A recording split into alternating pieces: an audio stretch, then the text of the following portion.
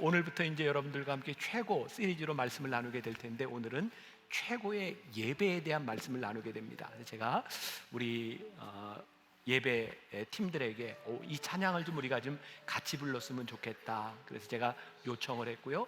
요번 한 주간 저는 예배에 대한 말씀을 묵상하면서 정말 시간만 된다면 이 찬양으로 정말 뜨겁게 기도하고 싶다, 이런 마음이 있었어요. 제가 말씀을 나누기 전에 여러분들이 찬양 속의 가사를 좀 듣고 말씀으로 들어가도록 하겠습니다.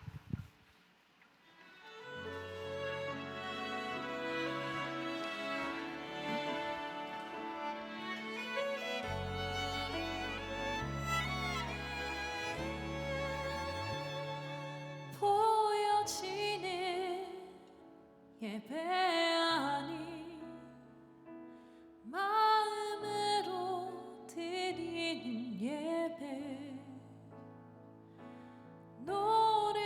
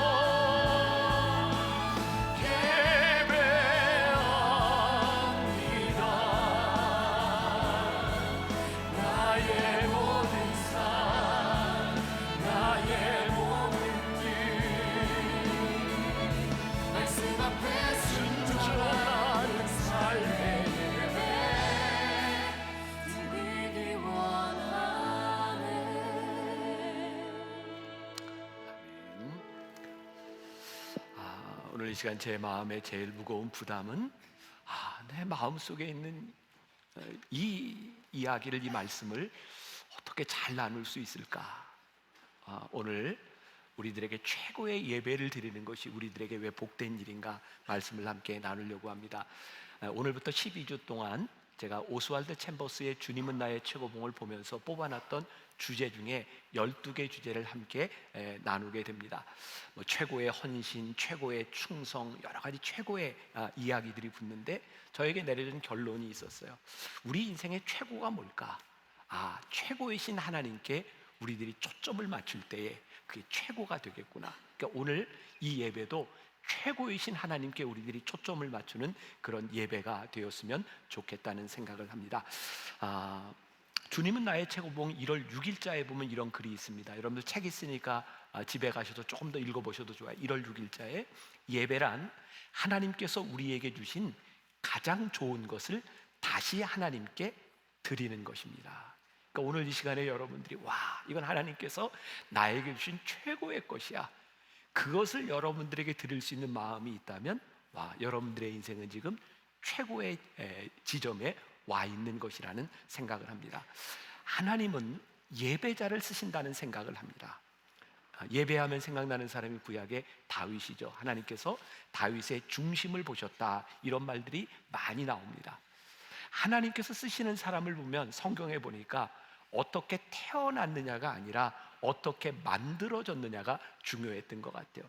다윗은 태어났을 때 그의 모습이 이렇게 왕이 될 만한 제목은 아니었던 것 같죠. 사무엘상 16장에 보면 사무엘이 이새의 아들들에게, 아들 중에 하나에게 기름을 붓기 위해서 옵니다. 그래서 장형 맏 엘리압부터 이렇게 쭉 지나가게 되는데 사무엘이 엘리압을 보면서 바로 저 사람이다, 저 왕이 될 만하다. 하나님이 아니라고 하시거든요. 하나님은 중심을 보신다. 생각해 보니까 이 사무엘도 그렇고 더욱이 그의 아버지 이새도 다윗을 왕이 될 제목으로 생각하지 않았던 것 같습니다. 근데 하나님은 중심을 보시고 다윗을 왕으로 기름 부어 주십니다. 그러고 보니까 다윗은 성경에 용모가 아름다운지라 이런 표현이 나와 있지만 왕이 될 용모는 아니었던 것 같아요. 그러니까 그의 태생이, 그의 모습이 왕이 될 사람은 아니었는데 하나님께서 그의 중심을 보시고 그를 쓰셨다라고 되어 있어요. 그러니까 오늘 여기 설교하고 있는 저와 오늘 예배를 드리고 있는 여러분들의 중심을 보시는 하나님, 우리들이 하나님 앞에 어떤 존재로 쓰임받느냐, 이건 굉장히 중요한 부분일 것 같아요. 문제는 우리들이 어떻게 진정한 예배자가 될 수 있느냐는 것이죠. 자, 로마서 12장 1절, 오늘 본문 말씀 1절 우리 같이 봅니다. 자, 시작. 그러므로 형제들아, 내가 하나님의 모든 자비하심으로 너희를 권하노니 너희 몸을 하나님이 기뻐하시는 거룩한 산 제물로 드리라. 이는 너희가 드릴 영적 예배. 여기에 보니까 거룩한 산 제물 그리고 영적 예배라는 말이 등장하고 있어요. 자, 주님은 나의 최고봉 6월 8일자에 이런 글이 있습니다. 순종의 모조품은 열심입니다. 자기 멋대로 자신을 희생시키는 마음 상태입니다. 이러한 열심이 종종 영적 분별을 대신하곤 합니다. 근데 저는 이 말이 너무 와닿았어요. 우리는 때때로 우리가 열심을 내는 것을 순종이라고 착각할 때가 있구나. 순종은 우리의 열심이 아니라 하나님을 바라보는 것인데, 그러니까 오늘 우리가 여기에서 예배를 드리고 열정적으로 예배를 드리고 있다 할지라도 순종하지 아니하고 우리들의 영적 상태가 거룩한 산제물이 되어 있지 않다면 하나님 앞에 이거 올바른 예배가 아니라는 거예요. 자, 제가 어떤 목사님의 설교를 듣다 인상적이어서 메모를 해놨던 게 있습니다. 부산에 있는 어떤 목사님인데 그분이 교회 간 지 얼마 되지 않았을 때 어떤 집사님이 상담을 요청했답니다. 근데 상담을 하러 오는 그 여자 집사님의 모습이 예사롭지 않았대요. 모자도 쓰고 나풀거리는 옷도 입고 까만 선글라스 끼고 딱 들어왔는데 목사님이 상담하기 전에 안경 좀 벗고 합시다. 그랬더니 이 집사님이 안경을 벗는데 한쪽 눈이 시퍼렇게 멍이 들어있는 거예요. 목사님이 물었답니다. 왜 이렇게 멍이 들었냐고. 그랬더니 그분이 이렇게 얘기를 해요. 이분은 교회에서 열심히 봉사하고 섬기는 분인데 남편은 교회를 다니지 않지만 교회를 다니는 걸 반대하지는 않는 분이랍니다. 한 번은 대구에 집회가 있어. 이분이 부산에 사니까 새벽 집회는 참석하지 못했지만 낮 집회와 저녁 집회를 참석하고 집에 늦게 들어온 거예요. 근데 이 남편이 이렇게 얘기를 하답니다. 야, 내가 너 교회 다니는 거 못 다니게 하기를 했냐? 밥은 차려놓고 다녀야지. 그랬더니 이 집사님이, 아니 내가 교회를 다니면서 내가 그동안 못한 게 뭐냐? 요번에 특별 부흥회니까 내가 좀 하루 이렇게 못했기로 쓰니 이걸 가지고 뭐 그러냐. 그리고 싸우게 된 거예요. 근데 옛날에 부흥 강사 목사님들이 그런 얘기를 많이 했잖아요. 여러분, 오늘 이 부흥회에서 은혜 받고 집에 가면 분명히 여러분을 시험하는 사탄이 있을지 모릅니다. 그런 얘기 들어보셨죠? 그러니까 이분이 싸움을 하다가 그 생각이 난 거예요. 그래서 남편하고 싸우다가 사탄아 물러가라 그랬던 거예요. 이 남편이 바로 주먹으로 얼굴을 때린 거예요. 목사님이 그 이야기를 듣고 이렇게 얘기를 했대요. 남편이 참 좋은 사람이네요. 사탄아 물러가라 하는데 한쪽만 때린 걸 보니까 나 같으면 두 쪽 다 때렸을 텐데.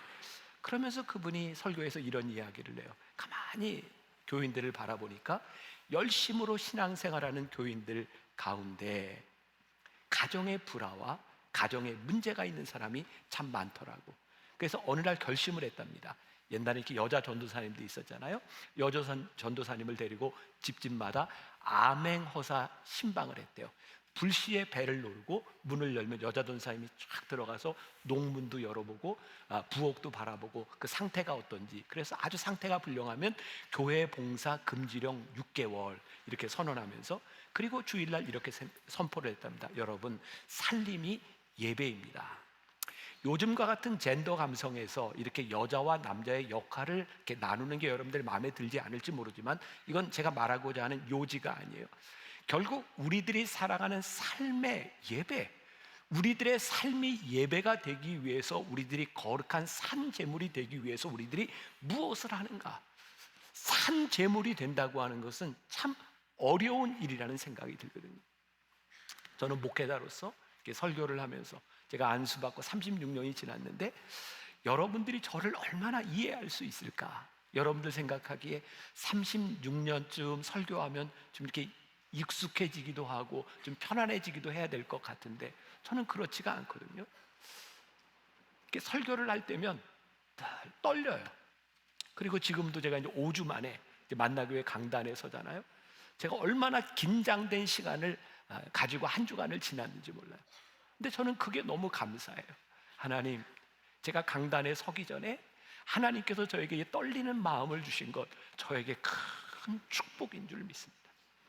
여러분들이 매주 드리는 이 예배가 그냥 또 드려지는 반복의 예배가 아니라 오늘 예배 드리는 여러분들의 가슴 가운데 이 예배를 드리는 떨림이 살아있는가? 제가 이렇게 예배를 준비하고 설교를 하면서 많이 더 힘들어진 것 가운데 하나는, 제가 공황장애로 많이 이제 힘들었을 때 이렇게 앉아 있다 설교하다 이제 병원에 갔던 적이 있어서 제가 몸의 컨디션이 주중에 조금 안 좋으면 정말 많이 긴장을 해요. 내가 주일날 설교를 다 마칠 수 있을까? 그리고 주일날 오후에 설교를 딱 마치면 그때 저에게 굉장히 편안한 마음이 찾아와요. 제가 오늘은 이 의자를 갖다 놓은 건 이렇게 찬양하는 시간에 지금 앉아 있으려고 이렇게 이제 가지고 왔지만, 종종 여러분들이 제가 의자를 갖다 놓으면 아이고 목사님 또 어디 아픈가 뭐 이런 생각들 하잖아요. 근데 저에게 참 이게 설교를 하는 목사인데도 이게 의자 하나 있는 게 그렇게 안심이 될 정도로 그렇게 연약한 사람이라고. 제가 알고 있는 어떤 목사님, 제가 집회에 갔을 때 그 목사님이 그런 얘기를 하더라고요. 그 목사님 목회를 하면서 설교하다가 한 번은 생리적인 현상 때문에 너무 힘들었던 적이 있대요. 그래서 교회를 새로 건축하면서 바로 강단 밑에 화장실을 만들어 놨대요. 그러면서 저에게 급하면 언제든지, 그리고 화장실을 보여주는데 30년 동안 한 번도 화장실을 사용해 본 적이 없는데 그 화장실이 있는 것 때문에 그렇게 안심이 된다고. 이 자리에 서서 설교한다고 하는 것이 얼마나 긴장되고 하나님 앞에 선다는 것이 얼마나 긴장되는 일인지 몰라요. 근데 이렇게 설교하는 것이 힘든다, 이 설교하는 것이 이렇게 어렵다라고 하는 것보다 설교자로 살아가는 것은 훨씬 더 어려운 일이거든요. 여러분들이 예배를 드리는데 여러분들이 이 예배의 감격을 잃지 않는 것도 참 중요하지만 여러분들이 예배자로 이 세상에서 살아가는 게 훨씬 더 중요한 일이라고. 저는 이게 탁월함이라고 하는 말을 참 좋아합니다. 제가 언젠가도 그런 설명을 했죠. 제가 설교할 때 이야기하는 탁월함이란 세상에서 얘기하는 탁월함이 아니라고. 하나님은 우리들에게 어떤 최고의 것을 이야기하는 것이 아니라 우리들이 최선의 것으로 최선을 다할 때 그것을 최고로 여기시는 분이라. 그러니까 우리들이 예배자의 삶이라고 하는 것, 이 영적 예배 산제물로 드린다고 하는 것은 무엇인가? 로마서 12장 2절에서 이렇게 설명을 해주고 있어요. 같이 봅니다. 너희는 이 세대를 본받지 말고 오직 마음을 새롭게 함으로 변화를 받아 하나님의 선하시고 기뻐하시고 온전하신 뜻이 무엇인지 분별하도록 하라. 제가 이제 오늘 이 부분을 설명할 텐데, NLT 버전으로 영어 성경을 보다 보니까 똑같은 말이기는 한데 조금 다르게 표현이 되어 있는데 저에게는 훨씬 더 와닿더라고요. 여기 보니까 Don't copy the behavior and customs of this world 이렇게 되어 있어요. 이 세상의 어떤 행동과 관습들을 카피하지 말아라. 그 다음이 중요해요. But let God transform you into a new person이라고 되어 있어요. 그러므로 하나님께서 너를 변화시킬 수 있도록, 새로운 사람을 만들 수 있도록 하나님께 너를 맡기고 양도하라. 이게 저에게 와닿아서 그렇구나. 세상의 행동과 세상의 관습을 따라가지 않고 하나님이 나를 변화시킬 수 있도록 내어드리는 것이 영적 예배고, 이게 산제물로 드리는 예배이구나. 예배를 드리는 사람들의 행동과 양식이 있는 거구나. 예배자로서 살아간다는 것이 어떤 일일까? J.B. 필립스라고 하는 사람이 너희는 이 세대를 본받지 말고 라고 하는 걸 이렇게 해석을 했어요. 너희를 둘러싼 세상이 너희를 세상의 틀에 집어넣게 하지 말아라. 와, 이거 굉장히 멋진 말인데, 너희를 둘러싼 세상이 너희를 세상의 틀 속에 집어넣지 않도록 예배자의 삶의 양식, 예배자의 삶의 방식을 가지라는 거예요. 제가 지난달 애틀란타에서 집회를 하는데, 제가 애틀란타에서 이렇게 집회를 하면서 꼭 가고 싶었던 데가, 제가 언젠가 설교 시간에 한번 이야기했던 칙필레이라고 하는 치킨 샌드위치 가게에 댄 케이시 회장에 대한 이야기를 설교 시간에 인용한 적이 있는데, 한번 가서 꼭 먹어보리라 생각했는데 먹어볼 기회가 없었어요.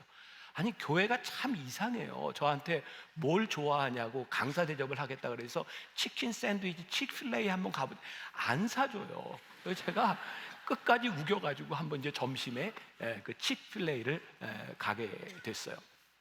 근데 저를 이렇게 샌드위치를 사주는 한 분이 자기가 처음 애틀란타에 이사를 왔을 때에 그 칙필레이를 들어갔는데, 애틀란타에는 정말 많아요. 그 치킨 샌드위치 샵이. 들어갔는데 치킨 샌드위치를 먹고 계산을 하려고 하는데 누군가 돈을 냈다는 거예요.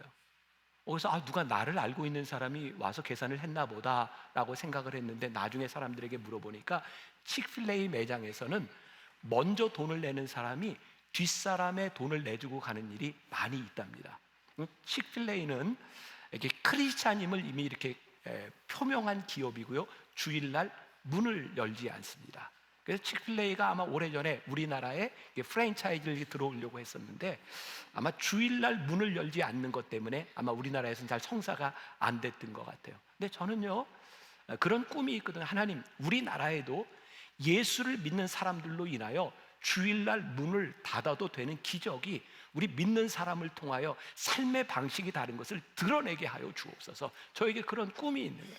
근데 그분이 그런 얘기를 하니까 그래서 나도 이 샌드위치를 먹고 나갈 때 누군가의 돈을 좀 내주고 가야 되겠다. 그래서 먹고 이제 돈을 내줬다는 거예요. 근데 한 번은 단체로 온 손님 돈을 내주다가 이게 함부로 낼 게 아니구나. 그래서 이렇게 주의하게 됐다. 근데 저에게 그게 그렇게 감동적인 거예요. 그래, 하나님을 믿는 사람들이 살아가는 방식, 세상 사람들은 그렇지 못하는 세상의 틀에 우리를 넣지 않도록 하나님을 믿고 살아가는 사람들의 삶의 방식, 저는 그게 요즘 새롭게 만든 커밍아웃이라고 생각합니다.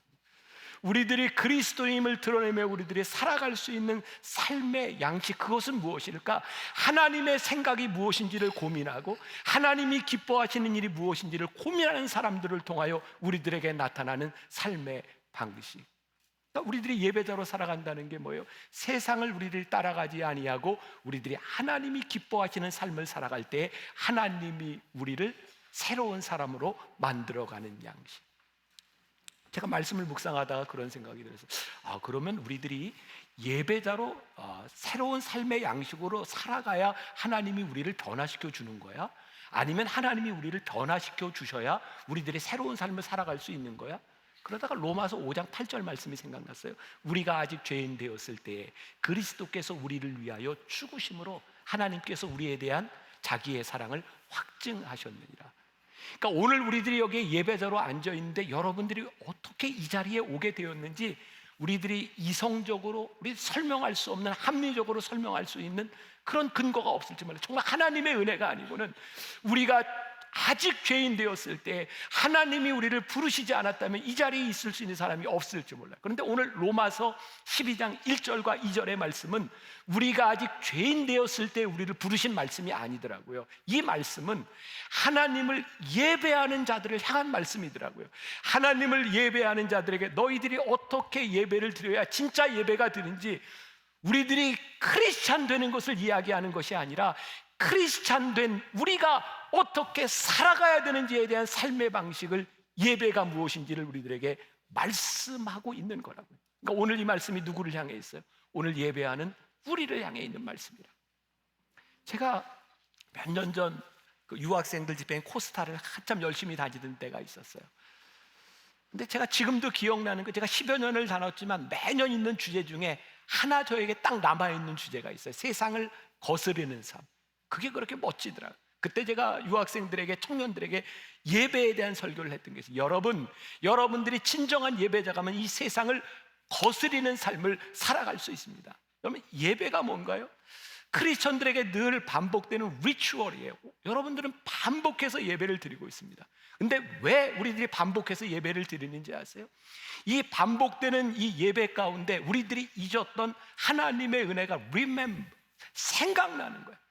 예배를 드리면서 하나님의 은혜가 우리들의 생각날 때, 하나님이 기뻐하시는 것이 무엇인지를 우리를 생각할 때 이 감격을 가지고 세상 속에서 살아가는 거예요. 만일 우리들이 예배를 드리는데 이것이 기억나지 아니하고 하나님의 은혜가 우리들이 고백되지 않는다면 우리는 세상 안에서 예배자로 살아갈 수 없는 거예요. 제가 지난주 월화수 영성훈련을 인도했어요. 그리고 수목금 3일 동안 제가 10년 전에 약속해 지키지 못했던 교회 집회를 인도했어요. 제가 오늘 이 자리에서 다른 때보다는 훨씬 더 충만한 모습으로 여기 서 있습니다. 안 느껴지세요? 제가 오늘 굉장히 왠지 아세요? 제가 영성훈련을 인도하며 그 교인들과 함께 제 삶의 간증들을 나누었고요, 지난 3일 동안 설교를 하면서 저에게 있었던 하나님의 은혜를 나누면서 하나님이 저에게 다시 생각하게 하신 거예요. 사실 저는 오늘 내 속에 있는 이 마음을, 우리 교인들이 하나님 앞에 예배를 드려야 되는 이 마음을 내가 어떻게 나눌 수 있을까? 하나님, 우리 교인들이 이 예배 가운데서 하나님을 예배하며 하나님이 주시는 마음들을 가지고 살아가면 좋겠는데 내가 이걸 어떻게 나눌 수 있을까? 그런 마음으로 여기 서 있거든요. 예배를 드리지 않고도 만일 여러분들이 예배자로 살아갈 자신이 있다, 그 예배 안 드려도 괜찮습니다. 정말이에요. 예배를 드리지 않고도 예배자로 살아갈 자신이 있다면 예배 드리지 않아도 좋습니다. 정직하게 우리들이 예배를 드리지 않고도 예배자로 살아갈 수 있는 방식이 없다면, 예배를 드리지 않는다면, 우리들이 예배자로 살아갈 수 없다면, 그것이 분명하다면 우리는 어떻게 예배를 드리며 어떤 예배를 드려야 될지를 우리들이 생각해야 되지 않을까요? 제가 20여 년 만나교회 목회를 하면서 우리 교회 일정한 패턴을 제가 봅니다. 저희 교회가 지난 20년 동안 평균적으로 보면 1년에 한 10% 정도씩 이렇게 성장을 했던 것 같아요. 근데 어떤 패턴이냐면 1월과 2월이 되면 교인들이 갑자기 늘어요. 한 10% 정도 늡니다. 그리고 이 사람들이 4월과 5월 요 가정의 달을 이렇게 기점으로 해가지고 점점 빠져서 7월, 8월이 되면 10%가 쫙 줍니다. 그리고 이 10%가 이게 좋은 가을철이, 단풍철이 다 지나고 11월, 12월이 되면 다시 채워집니다. 그리고 그 다음 1, 2월에 또 10%가 느는 거예요. 다시 빠졌다 채워주고 10%가 늘고. 그걸 보면서 제가 이런 생각을, 적어도 신앙생활을 하는 우리 교인들은 예배를 잘 드려야 되겠다는 생각은 하는구나. 그러나 그것을 지켜내는 것이 쉽지 않구나. 굉장히 중요한 이야기입니다. 우리가 하나님을 예배하는 자로 살아가는 것이 우리들에게 복되다고 느끼지만 그것을 그렇게 살아내는 사람들이 그렇게 많지 않다는 거예요. 예배자의 능력이 어디에서 나오는가? 예배를 통해서 우리들에게 나오는 것이라면 우리들이 좋은 예배자가 될 수 있도록 우리들이 하나님 앞에 나를 양도할 수 있는 것, 나를 내어드릴 수 있는 것은 무엇일까? 지난 3일 동안 제가 대전에서 집회하면서 왜 하나님이 그런 마음을 주셨는지 모르지만 그런 얘기를 3일 동안 계속 반복했어요. 여러분, 우리들의 신앙의 축복은 우리들이 기도하며 하나님 앞에 무엇을 얻어내는 것이 아니라 우리들이 기도하게 될 때 하나님께서 내가 하나님 앞에 내려놓아야 될 것이 무엇이 있고 네가 포기해야 될 것이 무엇이 있는지를 우리들에게 말씀하실 때 그게 우리의 인생의 축복이다. 우리들이 하나님 앞에 나를 내놓아야 하나님이 우리를 쓰실 수 있는데 우리들 그거 하지 못하기 때문에 우리들이 진정한 예배자로 살아가지 못하는 것 아닌가. 이번 주에 또 제가 우연히 돌아가신 옥하는 목사님의 설교를 짧은 걸 쇼트를 하나 듣게 됐어요. 다 정확히 기억나지는 않지만 이런 얘기했어요. 여러분들이 기도자로 살아가고 예배자로 살아가면서 이 세상에서 여러분들이 끊어야 될 것과 여러분들이 포기해야 될 것을 포기하지 못하고 어떻게 기도하고 예배자로 살아갈 수 있다고 생각합니까? 그분이 돌아가셨던 그 시대에 TV의 리모컨, 여러분들이 그것 하나 치우지 못하면서 어떻게 여러분들이 예배자로 살아갈 수 있다고 생각합니까? 여러분들이 예배자로 살아가는데 여러분들의 삶에 방해되는 그 어떤 것도 여러분들이 하나님 앞에 양도하지 못하면서 어떻게 우리들이 예배자로 살아갈 수 있다고 이야기할 수 있겠습니까? 예배자의 특권, 저는 우리들에게 하나님께서 새로운 삶의 방식을 주시는 것, 그것이 예배자의 특권이라는 생각을 해요. 자, 오늘 로마서 12장 2절에 이런 말씀이 있어요. 하나님의 선하시고 기뻐하시고 온전하신 뜻이 무엇인지 분별하도록 하라. 적어도 저에게 진짜 우리들이 참된 예배자를 되면 그 말씀으로 인하여 저는 우리들의 삶에 고민이 시작된다고 저는 믿습니다. 왜? 말씀이 우리 인간의 삶 가운데 들어올 때 어떻게 그것이 우리들에게 편안할 수 있겠습니까? 말씀이 부딪히는 게 정상이겠죠. 오스왈드 챔버스가요, 주님은 나의 최고봉에서 그의 고민을 많이 얘기해요.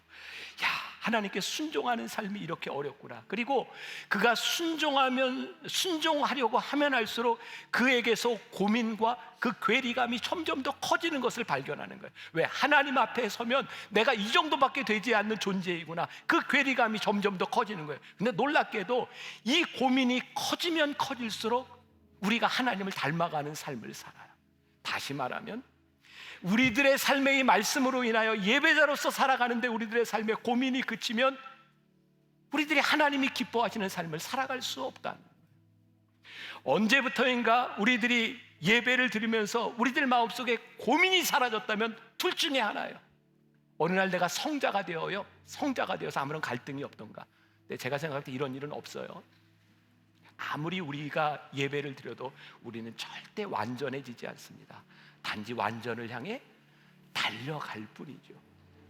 그러니까 우리들이 성자가 된다, 제 상식에는 이거 불가능한 일입니다. 그러면 언제부터인가 우리들이 이런 생각을 하게 되는 거죠. 와, 내가 예배자로 살았는데 이게 내 뜻이 하나님의 뜻하고 딱 맞는 것 같아. 그래서 언제부터인가 내 뜻과 하나님의 뜻을 일치시켜요. 고민이 없어요. 그때가 되면 우리들이 누군가를 정죄하기 시작해요. 내가 하나님의 뜻이니까. 누군가의 거짓과 누군가의 잘못들이 보이기 시작하면서 우리들의 삶의 은혜가 떠나요. 누가복음 15장에 유명한 탕자의 비유가 있습니다. 이 비유는 우리들이 평생 신앙생활을 하는 동안 매일 곱씹어도 괜찮은 그런 비유예요. 우리는 이전에 이 탕자의 비유를 보면서 작은 아들 돌아온 탕자에 초점을 맞췄지만 이제는 돌아온 탕자를 기뻐하시는 아버지의 마음과 그 아버지의 기뻐하심에 참여하지 못하는 큰 아들에 대한 아버지의 마음이라는 것을 우리들이 알아요. 아버지가 큰 아들에게 이렇게 얘기합니다. 아들아, 너는 어떻게 내가 기뻐하는 이 일에 네가 기뻐하지 않니? 내 동생이 죽었다가 살아 돌아왔는데 내가 그가 들어온 것을 기뻐하는 이 마음을 너는 왜 알지 못하니? 그리고 그 아들을 향한 안타까운 마음이 거기에 있는 거예요. 오늘 우리들이 예배를 드리는데 하나님의 마음이 우리들에게 느껴지지 않는 거예요. 하나님이 기뻐하시는 곳에 우리들의 기쁨이 없는 거예요. 하나님이 우리를 바라보시면서 안타깝게 말씀하시는 거예요. 얘야, 너는 그렇게 예배하는데 왜 네 안에 내 마음이 없니? 너는 나처럼 그렇게 느껴지지 않니?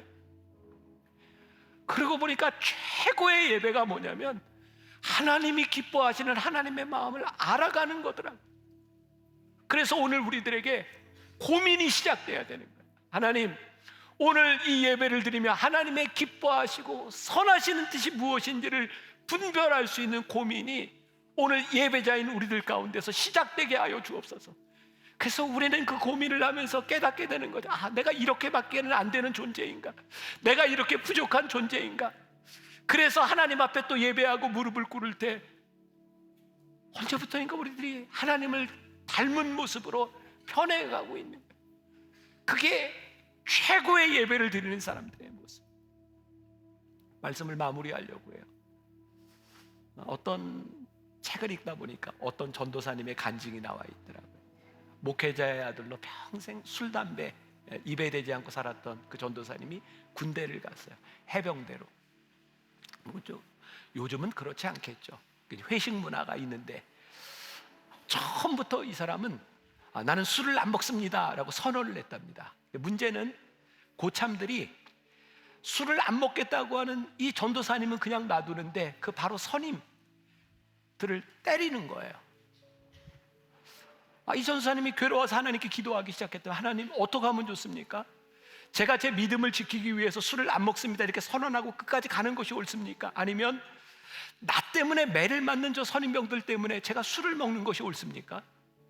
근데 어느 날 회식을 하는데 그 당시엔 그랬던 것 같아요. 최고참이 신참 옆에 와서 이렇게 말을 걸고 이러는 거 거의 있을 수 없는 일인데 고참이 와서 그러대. 너 술 안 먹는다며? 일단 얘 안 먹습니다 라고 대답을 했답니다. 근데 고참이 이렇게 얘기를 하더래요. 야, 내가 술을 무지하게 좋아하거든. 지금부터 너한테 나오는 술은 내 거고 네 담배도 내 거다. 그리고 이 고참이 제대를 하면 그 다음 고참이 그걸 이제 가져가고 더 이상 시비가 붙지 않은 거예요. 이 글의 요지는 이렇게 하나님 앞에 고민했을 때 하나님께서 이 문제를 풀어주셨다, 그 간증을 이야기하는 것인데, 저에게 와진 것은 이 문제가 풀려진 간증이 아니라 그 고민이었어요.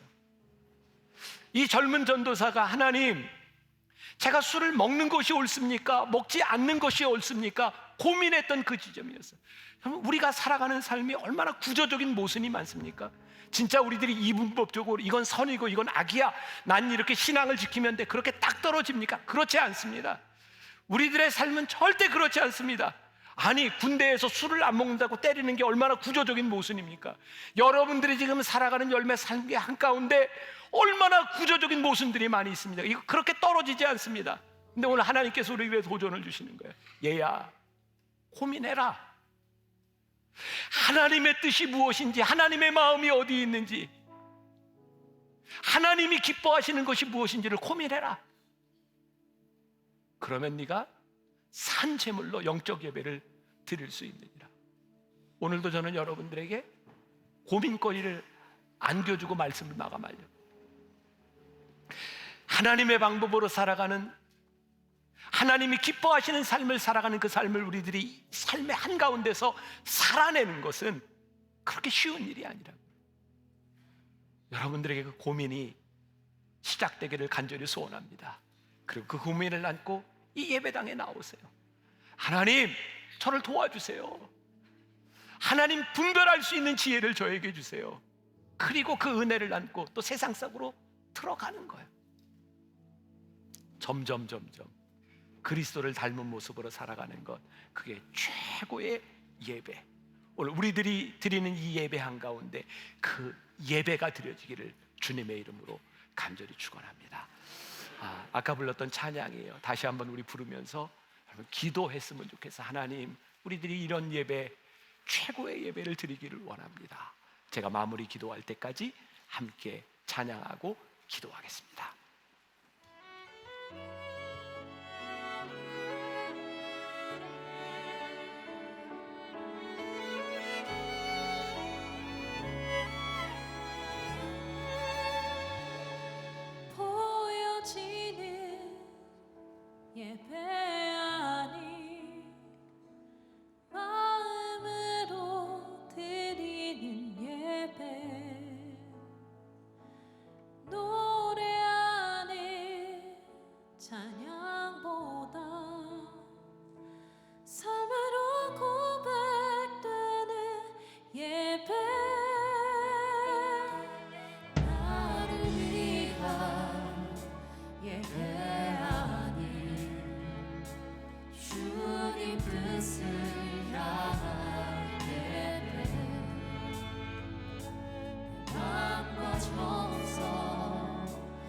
다하여서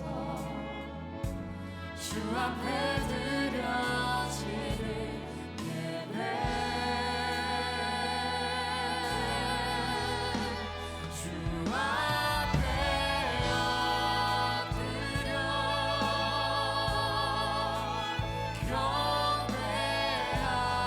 경배합니다. 온전한 예배 내 맘의 예배 내 모든 것 받기 합당하신 분 주 앞에 엎드려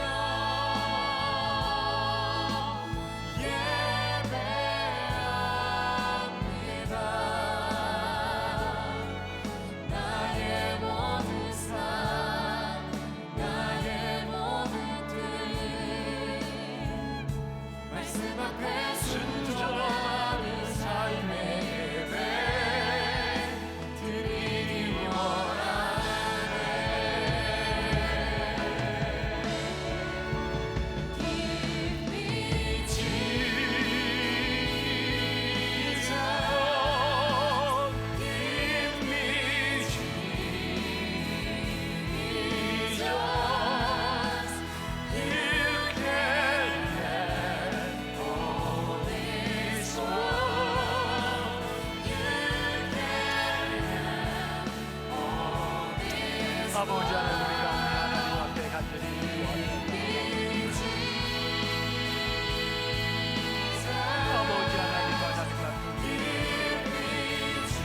아버지 하나님, 아버지 하나님 앞에 우리들이 우리들이 진정한 예배자로 하나님 쓰시는 아버지 하나님, 우리가 이 땅 위에 복된 자로 살아가기를 원합니다. 주님, 우리들에게 순종하는 마음을 주님 허락하여 주옵시고 하나님 앞에 우리들이 온전한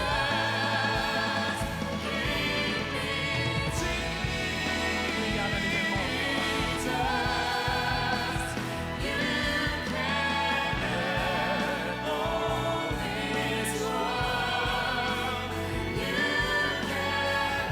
아버지 하나님 말씀으로 우리의 마음 아버지 하나님 하나님의 말씀으로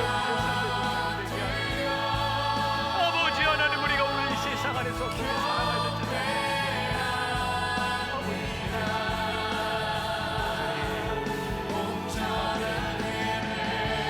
아버지 하나님, 우리들이 하나님 앞에 주님, 우리가 간절히 우리 하나님의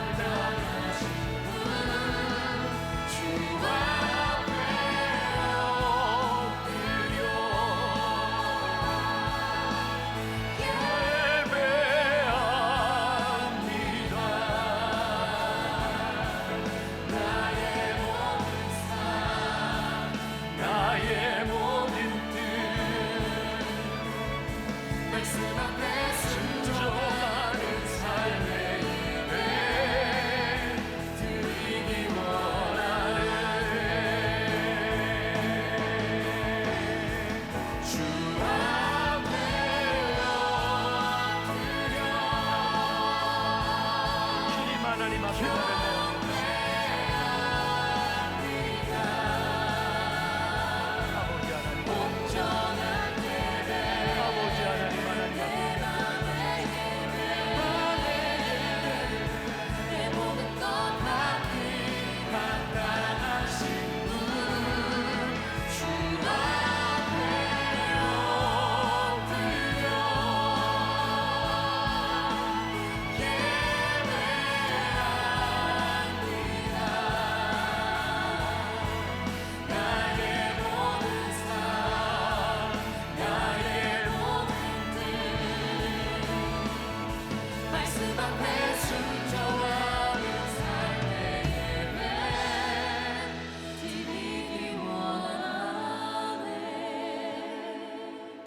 하나님, 우리가 매주일 드리는 예배가 우리들의 삶의 최고의 예배가 되기를 원합니다.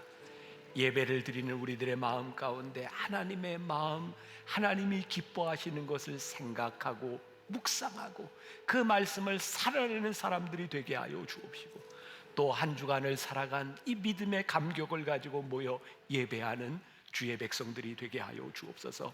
오늘 예배하는 중에 성령님, 우리 사랑하는 성도들의 마음을 만지시고 연약한 육체를 만지시고 오늘 이 시간 기름 부어 주시기를 간절히 소원합니다. 어두움과 악한 세력 가운데 붙잡혀 있는 사람이 있습니까? 예수의 이름으로 자유함을 얻게 하여 주옵소서. 우리 육신의 질병으로 어려워하는 사람들이 있습니까? 주님 안수하여 주옵시고 또 고쳐주시고 싸매주시고 역사하여 주옵소서.